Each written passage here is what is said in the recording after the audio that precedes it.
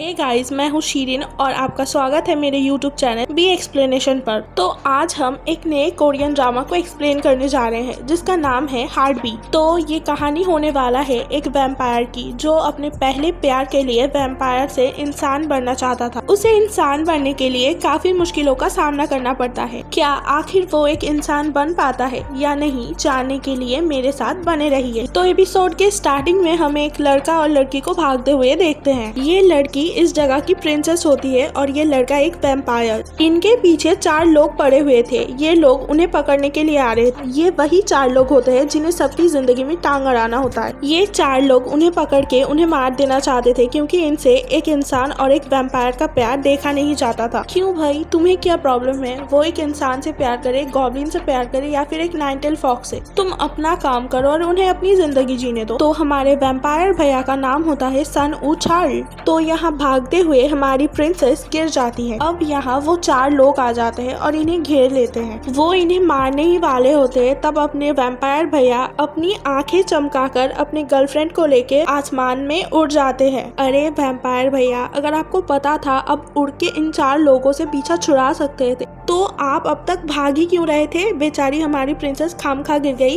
अब ये प्यार के दुश्मन हमारे वैम्पायर भैया को एक तीर मार देते हैं। ये एक स्पेशल तीर था। आम तीर से तो हमारे वैम्पायर भैया को कोई फर्क ही नहीं पड़ता था। तीर लगते ही दोनों धड़ाम से नीचे गिर जाते हैं। अब हम वही 4 लोग को देखते हैं जो अभी भी इनका पीछा कर रहे थे। अब ये प्यार के दुश्मन एक दूसरा तीर मारते जो हमारे प्रिंसेस को लगने ही वाली थी, तभी हमारे वैम्पायर भैया उन्हें बचा लेते हैं। प्रिंसेस का नाम यूनहे होता है। अब हमारे वैम्पायर भैया को बहुत ज्यादा गुस्सा आ जाता है। वैम्पायर भैया भी लाइक गर्लफ्रेंड पे जाना नहीं। इसके बाद हमारे वैम्पायर भैया उन 4 लोगों को धूल चढ़ा देते हैं। आपको क्या लगा ये 4 प्यार के दुश्मन मर चुके हैं? इनको इतनी जल्दी चैन कहाँ आता है? ये बेशरम आदमी फिर से हमारे वैम्पायर भैया पे तीर चलाने वाला होता है। तभी हमारी प्रिंसेस अपने प्यार को बचाते हुए खुद मौत को गले लगा लेती है। अब हमें वैम्पायर भैया को दिखाया जाता है वो अपने ही प्यार का खून चूस लेते हैं। क्या ये आपने क्या किया वैम्पायर भैया? आप अपनी गर्लफ्रेंड का खून कैसे चूस सकते हो? पर हमें यहाँ दिखाया नहीं जाता वैम्पायर भैया ने ऐसा किया क्यों था।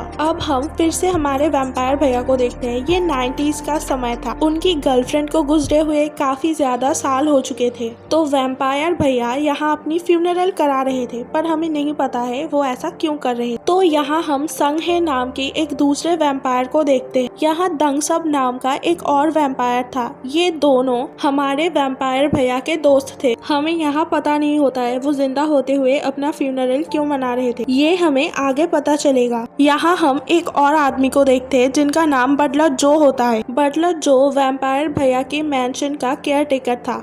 वो बोलते हैं बटलर जो के मरने के बाद उनके चिल्ड्रन, फिर उनके ग्रैंड चिल्ड्रन, फिर उनके ग्रेट ग्रैंड चिल्ड्रन इस मैंशन का ख्याल रखने वाले हैं। अब हमें कुछ दिन पहले का सीन दिखाया जाता है जहां हमारे वैम्पायर भैया एक सूट खरीदने के लिए एक दुकान पर जाते हैं। वो वहां मिरर में अपने आप को देखते हैं पर उन्हें अपनी रिफ्लेक्शन नहीं दिखती क्योंकि वैम्पायर्स की रिफ्लेक्शन नहीं होती। वो इंसान बनना चाहते थे, इंसानों की तरह अपने पहले प्यार के साथ अपनी जिंदगी बिताना चाहते थे, प्यार को महसूस करना चाहते थे। उन्होंने अपने घर को एक क्लब टाइप बनाया हुआ था। इसका नाम शेडेड वेसिस होता है। यहाँ वैम्पायर्स के साथ इंसान भी पार्टी करने के लिए आते थे। इंसानों को पता ही नहीं होता है इतने सालों से बहुत से वैम्पायर्स उन्हीं के नाक के नीचे उनके साथ इंसान बन के रह रहे हैं। हमारे वैम्पायर भैया किसी जिंदा इंसान के खून नहीं पीते थे, वो मरे हुए इंसान का खून पीते थे ताकि इन वैम्पायर्स की वजह से किसी इंसान की जान ना जाए। अब हमारे वैम्पायर भैया क्लब से बाहर आ जाते हैं और इन्हें यहाँ एक दूसरे वैम्पायर किसी इंसान का खून चूसते हुए दिखता है।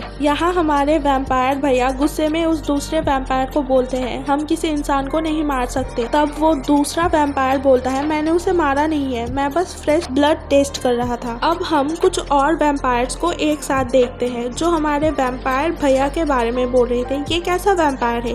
ये किसी जिंदा इंसान का ब्लड ही पीना चाहता। अब हमारे वैम्पायर भैया को दूर खड़े एक निब्बा निब्बी कपल दिखते हैं। उन्हें देख के वो अपने आप को इमेजिन करने लगते हैं। वो सोचने लगते हैं अगर वो भी इंसान होते तो अपने पहले प्यार के साथ ऐसे ही अपनी जिंदगी को बिताते और इसीलिए हमारे वैम्पायर भैया को एक इंसान बनना था। अब हमें फ्लैशबैक का सीन दिखाया जाता है जहाँ वो पहले भी इंसान बनने की कोशिश कर रहे थे।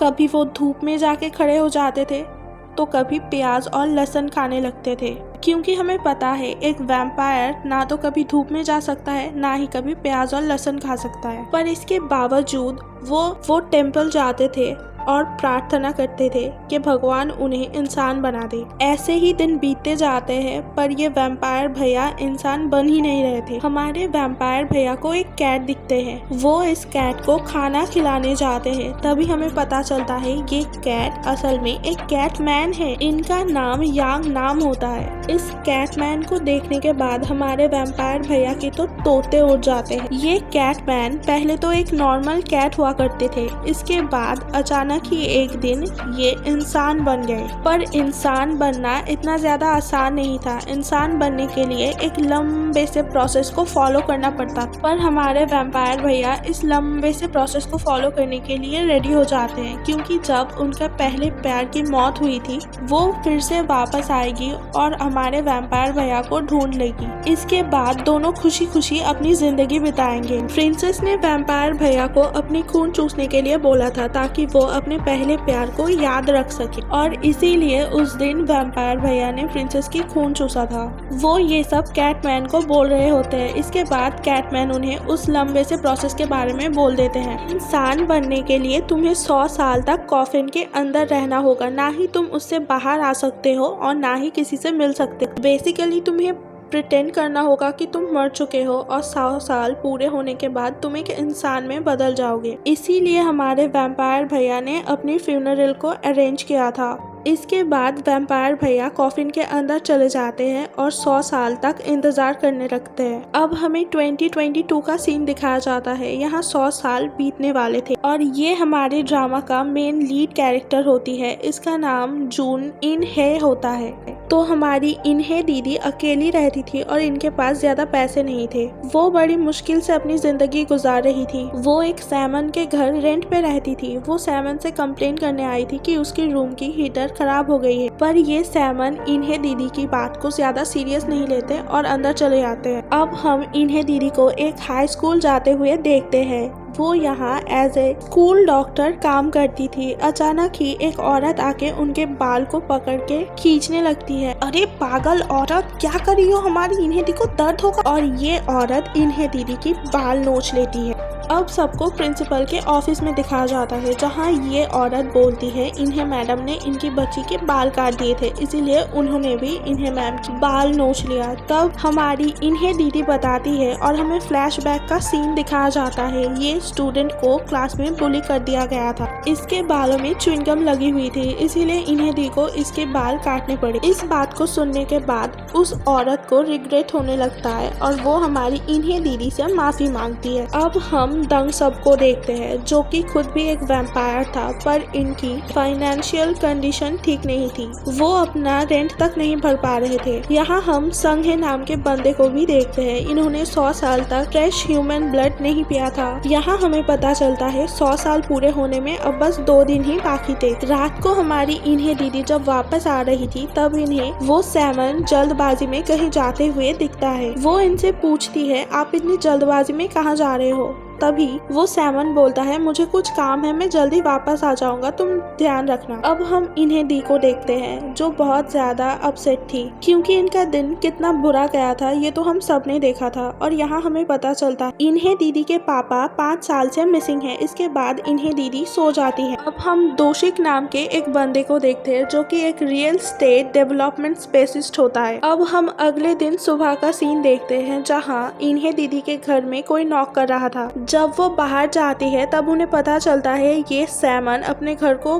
बेचकर चला गया था। उनके पास इन्हें दीदी के साथ साथ कुछ और लोगों के भी पैसे थे। इसका मतलब सैमन ने सबके पैसे लूट के भाग गया था। इस बात को सुन के इन्हें दीदी के तो जैसे पैरों तले जमीन खिसक जाते हैं। उनके पास ना ही अब रहने के लिए घर था और ना ही उनके पैसे। इसके बाद इन्हें दीदी जैसे ही पुलिस स्टेशन जाती है, उन्हें पता चलता है ये सैमन तो एक ढोंगी बाबा है। वो सालों से ऐसे ही लोगों को लूटता है और उनके पैसे लेकर भाग जाता है। इसके बाद इन्हें दीदी बैंक जाती है लोन लेने के लिए, पर उन्हें वहाँ भी कोई हेल्प नहीं मिलती। कुछ देर बाद इन्हें दीदी के पास एक लॉयर का कॉल आता है और वो उनसे मिलने चली जाती है। ये लॉयर बताते हैं इन्हें दीदी के पापा ने उनके लिए वसीयत में कुछ पैसे और एक मैंशन छोड़ा है क्योंकि इन्हें दीदी के डैड 5 साल से मिसिंग हैं, इसलिए उन्हें अब मृत घोषित कर दिया गया है। क्योंकि इन्हें दीदी के पास रहने के लिए कोई घर नहीं था, इसीलिए वो उसी मैंशन में आते हैं जिसे उनके डैड ने वसीयत में छोड़ा था।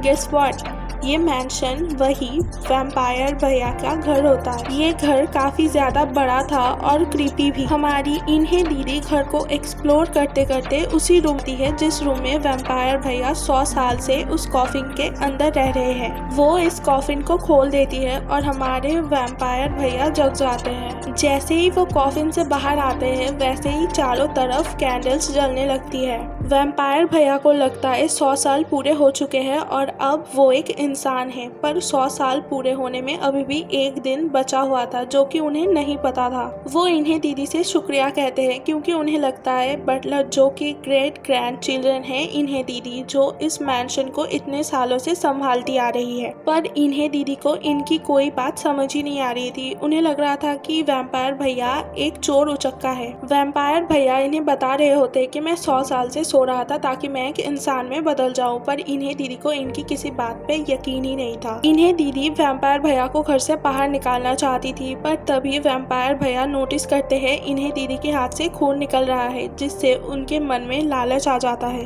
तब वैम्पायर भैया अपने आप को मिरर में देखते हैं और उन्हें अपनी रिफ्लेक्शन ब्लर दिख रही थी और उन्हें समझ आ जाता है कि वो इंसान बनने में नाकामयाब रहे। उसके बाद उन्हें पता चलता है 100 साल पूरे होने में बस एक ही दिन रह गया था और इन्हें दीदी ने उनके कॉफिन को ओपन कर दिया। उन्हें गुस्सा आ रहा था इन्हें दीदी की वजह से वो पूरी तरीके से इंसान नहीं बन पाए और इसीलिए गुस्से में वो इन्हें दीदी को काटने जाते हैं, पर उल्टा इन्हें दीदी ही वैम्पायर भैया के गर्दन में काट लेती है। ये पहली बार हुआ है किसी इंसान ने किसी वैम्पायर को काट लिया। यही हमारे फर्स्ट एपिसोड का एंड हो जाता है। Thanks for watching.